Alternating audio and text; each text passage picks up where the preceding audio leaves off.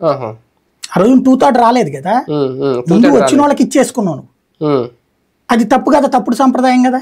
2/3 వచ్చారు, వాళ్ళందరినీ విలీనం చేసుకున్నాక నువ్వు ఇయ్యి, అప్పుడు నీ పార్టీ తరపున వాళ్ళు అయిపోయారు కదా. కానీ అట్లా లేదు కదా, లేకుండానే ఇచ్చాడు. అదే సంప్రదాయం ఆంధ్రప్రదేశ్ లో కూడా కొనసాగించారు కదా. ఆ దరిద్రాన్ని ఇక్కడ కూడా తెచ్చిపెట్టుకున్నాం. అప్పుడే కదా ఆదినారాయణ రెడ్డి వీళ్ళందరినీ చేర్చుకున్నాం, ఇక్కడ మంత్రి పదవులు చేశారు కదా. ఇక్కడ పోయినప్పుడు 2/3 వచ్చారా? రాలేదు కదా. 2/3 వచ్చినప్పుడు నువ్వు చీల్చుకున్నావు, వచ్చారు. ఇప్పుడు ఫర్ ఎగ్జాంపుల్ మన తెలుగుదేశం వాళ్ళు 4 రాజ్యసభ సభ్యులు వెళ్ళారు, 6గురిలో 4 వెళ్ళారు కాబట్టి Telugu Desam parliamentary party, Rajya Sabha parliamentary party join అయిపోయినట్టు. వాళ్ళకి ఇవ్వడంలో తప్పు లేదు, అది పద్ధతి. 2/3 వచ్చారు కదా, ఇక్కడ 2/3 రాలేదు కదా.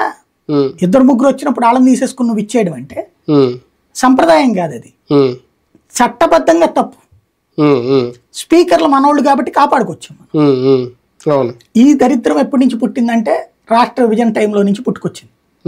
రాష్ట్ర విభజన అప్పటి నుంచి స్పీకర్లు, కాంగ్రెస్ పార్టీ స్పీకర్లు కూర్చుని రాజీనామాలు వీళ్ళు చేయటం, అధిష్టానం ఎప్పుడు చెప్తే అప్పుడు రాజీనామాలు ఆమోదించడం, ముఖ్యమంత్రి చెప్పినప్పుడు రాజీనామాలు ఆమోదించడం, లేకపోతే ఆమోదించకపోవడం అనేక సార్లు జరిగినాయి.